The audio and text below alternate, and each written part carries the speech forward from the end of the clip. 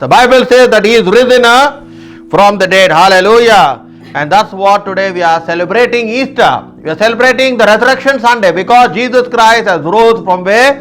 From the dead. The Bible says that the grave could not hold Him and death has lost its victory. Hallelujah. Over the Son of Man. Let us turn our Bibles to the book of 1 Corinthians chapter 15 and let us read verse 3 and 4.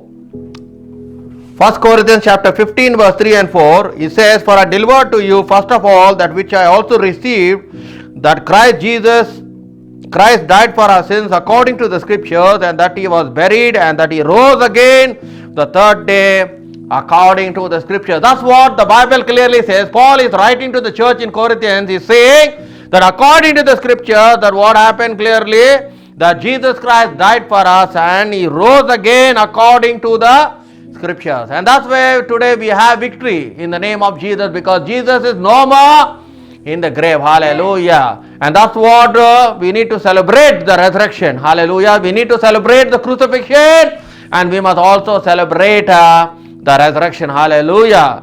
And that's what, but only the devil denies the crucifixion and he denies also the resurrection. That's why, because the devil was defeated when Jesus Christ died on the cross and when we rose. That's what the Bible says, that in the Gospel of Matthew chapter 28 verse 19 and 20, what he says, "All power in heaven, in earth and under the earth has been given to me by my Father." When He rose from the dead, He made an open declaration by telling that now I control the heaven, the earth and even under the earth.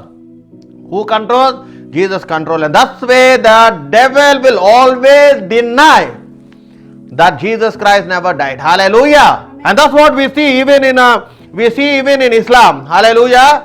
What we see in Islam, they deny that Jesus Christ died on the cross of Calvary. Hallelujah. Because the Quran says in Surah chapter 4 verse 157, they say that they appear to be a person like Him, but basically it is not Jesus who died on the cross, and they are delusion. That means they are thinking, they are imagining that Jesus Christ died. My brother, my sister in Christ. That's why they don't believe in the crucifixion. They don't believe that Jesus Christ died. That's what I always tell you, that the devil will deny, because the devil was defeated where? When Jesus rose from the dead. Hallelujah. Amen. And that's the way there is power in the resurrection of our Lord and our Savior Jesus Christ. Hallelujah. Amen. And that's what Paul is telling in the book of Philippians chapter 3 and verse 10. Let's see what does it says clearly. Philippians chapter 3 and verse 10. See what Paul is writing to the church in the Philippians. To Philippians.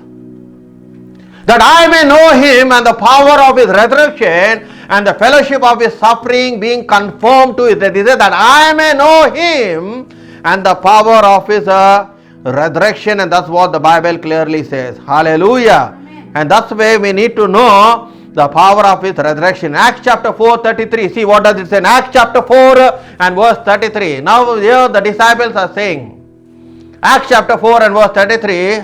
See what does the word of God say. "And with great power the apostle gave witness to the resurrection of the Lord Jesus, and great grace was upon them." With great power the apostle gave witness to the resurrection of the Lord Jesus, and great grace was upon them. Why they gave that much thing, you need to understand. Because if you look in Acts chapter 3 verse 15, see what it says. In Acts chapter 3 and verse 15.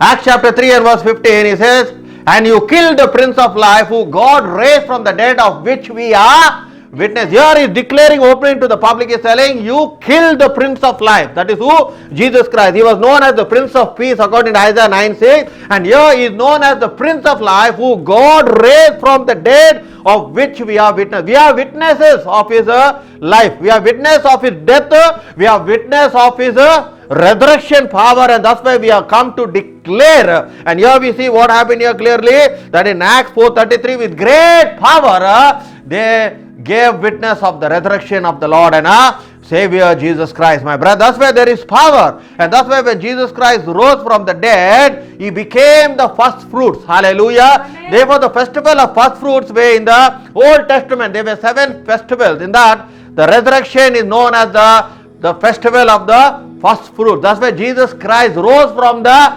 dead and he became the first fruit of all creation, and that's what the word of God says. If you look in 1 Corinthians chapter 15 verse 21 to 22, let's see what it says in 1 Corinthians chapter 15 verse 21 to 22. In order, Christ the first fruits after those who are Christ at his coming, but each one in his own order. Christ the first fruits, afterwards those who are in Christ has come. Thus here Jesus Christ came to fulfill one of the 7 festivals. And what was the festival after the Passover? It is known as the first fruits. Hallelujah. Amen. And here what is the first fruit? Who became? Jesus Christ was the first fruit when he rose from the dead. Amen. Hallelujah. And what did Jesus give us through the death? Let us look into the Bible in 1 Peter chapter 1 and verse 3. Let us see what he did for us. Hallelujah. In 1 Peter chapter 1 and verse 3. 1 Peter chapter 1 and verse 3. Blessed be the God, the Father of our Lord Jesus Christ, who according to his abundant mercy has begotten us again a living hope through the resurrection of Jesus Christ from the dead. That means we did not have hope. You see clearly. So here Peter is telling, blessed be the God, the Father of our Lord Jesus Christ, who according to his abundant mercy has begotten us again a living hope through the resurrection of Jesus from the dead. Hallelujah. If Jesus did not rise from the dead, then our hope would have been lost. Hallelujah. And thus way the hope has been given way through the resurrection of our Lord and our Savior Jesus. That's why today we have hope and assurance. That's why as a Christian you have a hope, you have an assurance. And the word of God says that your hope shall not be cut off. Hallelujah. Amen. Hope does not disappoint us because God's love has been poured through the Holy Spirit. Romans chapter 5 verse 10, it clearly says that hope does not disappoint us, for God's love has been poured through the Holy Spirit. And here clearly Peter is telling that he has given us a living hope through the resurrection. Through the resurrection we have a living hope and assurance. That's why as a Christian, even if you die now and if you are in the Lord, you have that hope and the assurance that if you die, you will make it to heaven. But whereas the world, they cannot give you that hope and assurance. Amen. If you ask any unbeliever or you ask anyone, they cannot assure you that if you die that you will make it to heaven. But as a Christian, because Jesus Christ in his word said that I have given you the hope, hallelujah, by believing in our Lord and our Savior Jesus Christ. But whereas the world, they cannot give you. And that's why Jesus has given us the hope and assurance. That's why he said that one day you shall be with me in heaven. Hallelujah, clearly. Because he's gone to prepare a place for each one of us, that when I come back, that I will take you and you will be with me and my Father. That is the hope and that is the assurance that only Jesus Christ has promised. Amen. Hallelujah. No one else has promised, my brother and sister in Christ. Hallelujah. And that's why when you believe in our Lord and Savior Jesus Christ, is give us that hope and that assurance. Hallelujah. And that's why it is very much important to know. For if we were enemies, we were reconciled to God through the death of his Son. Much more, having been reconciled, we will be saved by his life. We will be saved by his life. So how we will be saved? By believing in our Lord and our Savior Jesus Christ. Hallelujah. Amen. And that's why it's given us the power to be called the children of God. Hallelujah. And that's why through his death of his Son and having been reconciled, he reconciled us once again. Who reconciled us once again? It is Jesus who reconciled us, because the Bible says for once we are being far away, being brought close through the blood of Jesus Christ. Thus way, the devil always hates the crucifixion. He always hates the blood. He always hates the resurrection. That's why when they went and they were preaching in the synagogue, when they were preaching in the street, they did not preach any other story, but they preached only of the crucifixion and the resurrection. Why? Because they say that we bear witness of his crucifixion, we bear witness of his resurrection. So when they bear witness, the Bible says great signs, wonders, and followed these people. Hallelujah. That's why when they were preaching the gospel, when they were preaching salvation, what happened clearly? The Bible says that the Holy Spirit fell upon them, started to speak in tongues, magnifying God. Wherever they went, they only had two messages. One was of the crucifixion and one was of the resurrection. They did not preach anything else. But today in the churches, they are preaching whatever they like. They are preaching outside the gospel, my brother, my sister. They don't preach the crucifixion. You will not see the church preaching the blood. You will not see the church preaching the resurrection. But they are preaching about tithes, about offerings, about blessings, how you can get this car, how you can get this building, how you can become a millionaire. But they will never preach about the cross. Why? Because the devil hates the cross. The devil hates the resurrection. Why? Because the devil was defeated.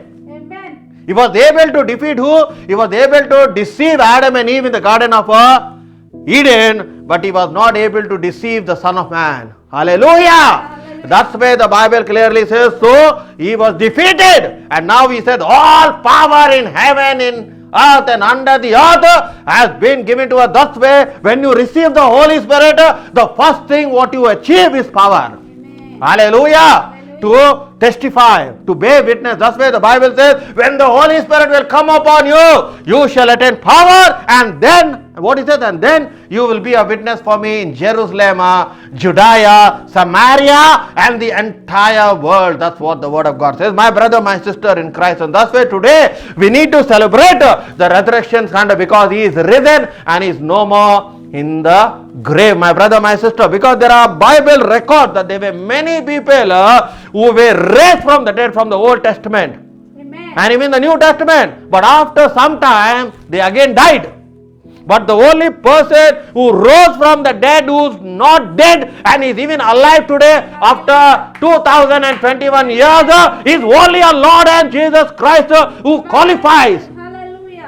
But whereas you see in the Old Testament, you see as the son of Zarephath, you look at the Shunammite son. If you look at even the person when the prophet Elisha was put in the coffin and they put a death corpse, he also was resurrected. We also look at the widow's son of Nain. We also look at Jairus' daughter. They were brought back to life. We'll also look at who? We look at Lazarus. Lazarus also was brought back to life. We also look at the life of Tabitha, who known as Dorcas. She also was brought back to life when Paul prayed.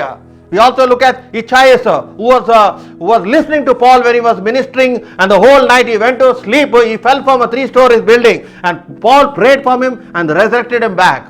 But down the road, after a few years, they all died. But whereas Jesus Christ died and Jesus Christ rose from the dead, until today he is alive, my brother, my sister in Christ. Hallelujah. And that is about the resurrection Sunday. That is about the resurrection of our Lord and our Savior Jesus Christ. And that's why God showed who was Jesus already in the Old Testament to Job. That's why Job was able to say in Job chapter 19 and verse 25. Let us see what does it say. Job chapter 19 and verse 25. Job chapter 19 verse 25. Hallelujah. Job chapter 19, he says, for I know that my Redeemer lives, and he shall stand on the earth. My Redeemer lives, he says. My Redeemer is not dead. Who is the Redeemer? It's Jesus Christ only is the Redeemer. He has redeemed us with his own precious blood. Instead of you and I dying on the cross of Calvary, instead of you and I being hung on the cross, it is he who redeemed you, my brother. Redeemed means he has purchased you with his precious blood. He has bought you. He has ransomed you. He has purchased you from the devil. That's why it says, for once we walked in darkness, once we worshipped idols, once we walked according to the wickedness and the evil plans of the enemy. But it's God who has chosen you. He has chosen you from the womb of your mother. He has called you. That's why in the Gospel of John he says, you have not chosen me. I have chosen you. I have chosen you. That's where you have been chosen by God. You are not been chosen by man, my brother, my sister. God's eyes was upon you when you were still in the womb of your mother. When your mother started to conceive, his eyes, his plan was already in you. That's why he's known as the Alpha and the Omega, the beginning and the end. Hallelujah. He already knows your future. Why? Because he already had a plan when you were still in the womb of your mother. Hallelujah. And what was the plan that he had? Redemption. Hallelujah. He wanted to redeem you. He wanted to be saved, to be called, to be anointed, so that you can be used as a powerful woman of God, as a powerful man of God for his glory. That's why he has chosen you, my brother, my savior. That's why he has saved you. He has called you. He has anointed you, not according to his will and purpose, but not according to your will and purpose, but according to his will and purpose, my brother and sister in Christ. And that's what he chosen the disciples. That's what he is also choosing you and I, my brother and sister in Christ. That's why he is known as the resurrection and the life, that when we believe in him. If you look in the Gospel of John chapter 11 and verse 25, see what does it says.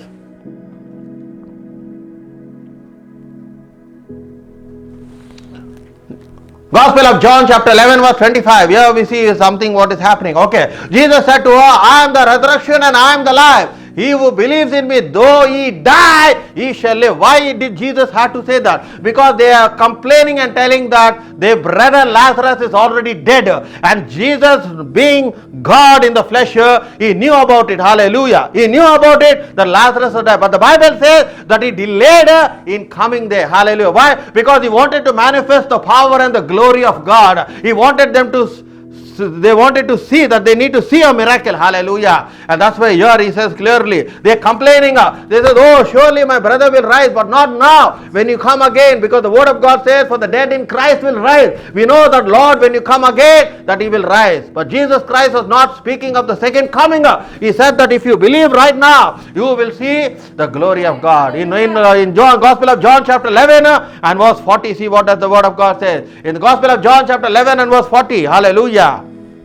Jesus said to her, did I not say to you that if you believe, you will see the glory of God? You will see the glory of God, my brother, my sister. When you start believing in the name of the Lord Jesus Christ, your situation may be dead today, like Lazarus, but the Lord is telling her, if you believe, you will see the glory of God. They were weeping because they loved their brother Lazarus, and they were also complaining because Jesus Christ delayed in his journey to come. But Jesus was in control of time.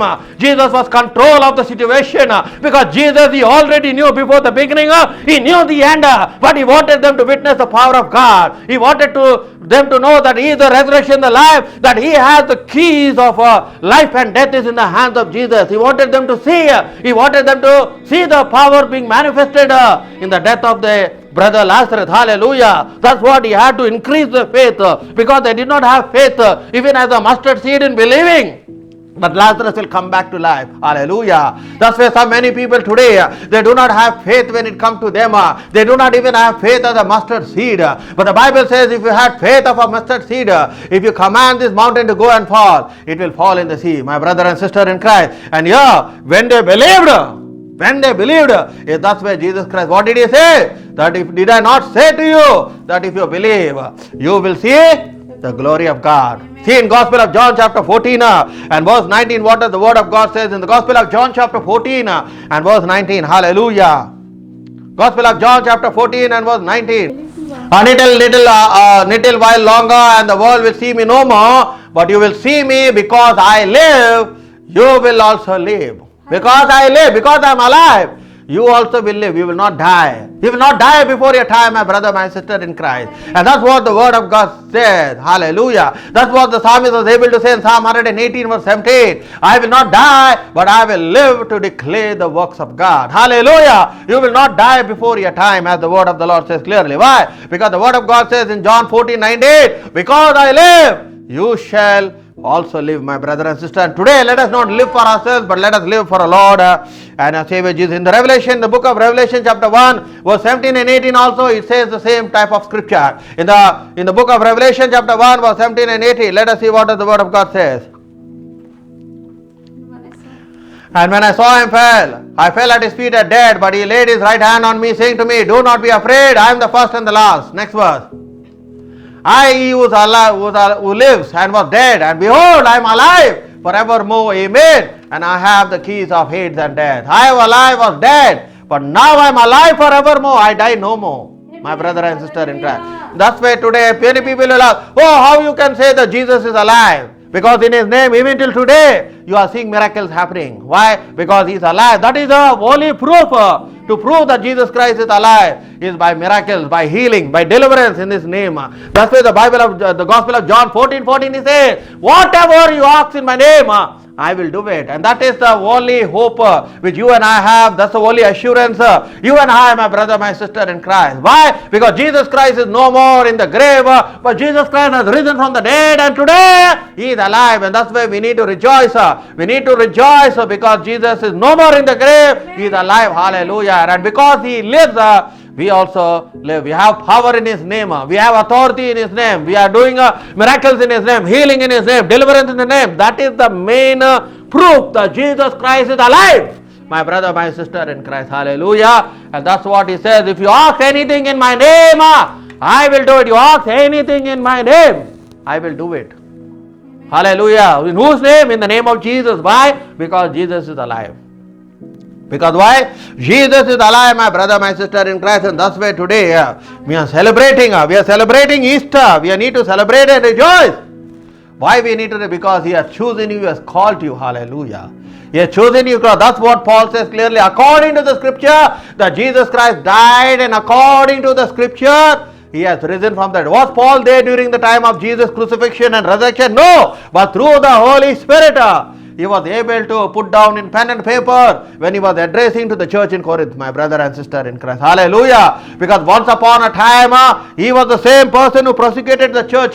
He took the letters from the Pharisees and from the scribes and from the elders to prosecute the Christian, but his life was totally transformed when he had an encounter at the road of Damascus. When he had an encounter, who did he meet over there in the road of Damascus? He met a Lord and a Savior, Jesus Christ, and after that his life was totally changed and transformed. That's why when he came to the church in Philippi, he said that I may know the power of His resurrection. Who was knowing the power of the resurrection? It was Paul, my brother and sister. Hallelujah. And that's why he was used mightily as one of the greatest evangelists in the New Testament, who wrote 3/4 of the New Testament, was used mightily because he knew the power of the resurrection. He knew the power of the crucifixion. But today, nowadays, my brother, my sister in Christ, we see no more of those type of messages being preached. Why? Because the devil does not like you to preach those type of messages. The devil does not like you to preach salvation. The devil does not like you to speak about the Holy Spirit. The devil does not like you to speak of the crucifixion. The devil does not like to speak of the resurrection. The devil doesn't want you to even speak of the blood. You see clearly? And that's what today they are preaching another gospel. And that's what Paul is telling, that in the latter days what will happen, that many deceiving spirits and doctrine of demons have already entered in the body of Christ. So wherever you are seeing in the internet, wherever you are seeing in the YouTube, whether it is in the Facebook, Instagram or Twitter or whatever social media, you don't see them preaching anymore about salvation. You don't see them preaching about the crucifixion, about the resurrection, about the blood. Why? Because the devil hates the blood. The devil hates the crucifixion. The devil hates the resurrection. Because one of the greatest miracles is salvation. One of the greatest miracles is salvation, my brother, my sister. Without salvation, you do not make it to heaven. Hallelujah. That's why during the time of even Jesus, they were doing miracles. They were doing healing. They were prophesying. But Jesus said, I do not know who you are. Why? Because they did not have the garment of salvation. Remember the parable of the wedding feast. When they went and invited everyone who was on the road, there was a person who came. And they said, how did you come into the feast? Where is your garment? And they threw him out. What did he have? He did not have the garment of salvation. He was not allowed to enter into the feast. So tomorrow, how will you be entered for the marriage of the Lamb, which is going to take place in heaven? Without having the garment. Without having the garment of salvation. How will you enter for the feast or for the marriage of the Lamb? It's like a wedding feast. is the same feast that which took place in this earth is the same feast that is going to take place in heaven, where the bridegroom will wed the bride. And who is the bride? The bride is the church, the marriage of the Lamb. So without salvation, without the garment, you cannot enter into heaven, and you are not invited for the marriage of the Lamb. My brother, my sister in Christ. And that's where we need to work out our salvation on daily basis. That's what Philippians chapter 2:12 says. Hallelujah. Let's look into Philippians chapter 2 verse 12. Philippians chapter 2 verse 12. He says, therefore, my beloved, as you have always obeyed, not as in my presence only, but now much more in my absence, work out your own salvation with fear and trembling. Now see in verse 23 what he says in Philippians 2:23. This is what is happening. That's what they are doing in the church. Yeah. For all seek their own, not the things which are of Christ Jesus. Philippians 2:21 says, all are seeking for their own gain. What they seeking? My ministry, my anointing, my singing, everything. Say, for all seek their own in this ministry. Okay? How can I gain? What can I gain in that? But they say, but not the things that of Christ. That has nothing to do with Christ. They are doing ministry. They are doing ministry for themselves. They are not doing ministry for Christ. That's why he is telling, all seek their own, not the things which are of Christ Jesus. That whatever you are doing has nothing connected with Jesus Christ. But what you are thinking, oh, I am doing very a great job, I am doing this, I am doing that, I am doing this. Oh, but the Bible clearly says they are seeking their own interests, their own things, but not to think of Christ. Hallelujah. And that's why Paul is telling we need to work out our own salvation. Amen. With fear and trembling, my brother, my sister, because we are living in end days. Hallelujah. Any time from now the rapture can take place. Are you ready? When the Lord calls you, hallelujah. My brother and sister, so let us examine ourselves. Let us examine ourselves so that you and I do not be disqualified. As what Paul written to the Corinthian church, he said that I may preach the gospel, but there is a chance where I can be disqualified, my brother. So let us not be disqualified, my brother, my sister in Christ. Let us not be discouraged, because Jesus Christ has given us that hope and that assurance according to 1 Peter 1:3 through the resurrection. He has given us a hope and a assurance through the resurrection from the dead. And that's why today we have hope in who? We have hope in Jesus. Hallelujah. That's why do not fear death.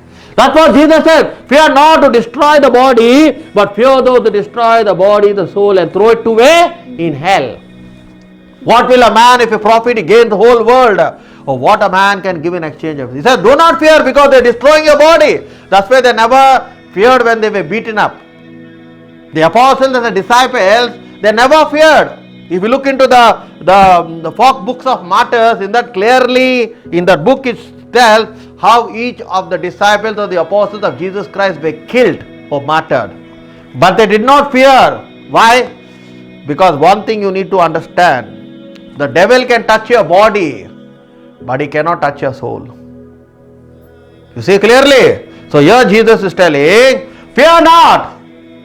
He is saying in the Gospel of Matthew chapter 10, he says clearly, fear not those who destroy the body, but fear those who destroy the body and soul and take it away to hell. Because what is important is not your body. What is important is your soul. So Jesus wants your soul to be in heaven, the devil wants your soul to be in hell. So that's why you must examine yourself, my brother and sister in Christ. That's why your soul must be close to God. The Bible says clearly, Jonathan's soul was knitted to David. Hallelujah. Amen. Their friendship was so, the Bible says clearly that his soul was so close with David. Hallelujah. So how Jonathan's soul is close to David, your soul needs to be close to God, my brother, my sister in Christ. That is how it can happen, by having fellowship, by having intimacy, by having communion with God on daily basis. And that's why today we have to celebrate the Resurrection Sunday. We have to celebrate for what Jesus Christ has done for each one of us on the cross of Calvary.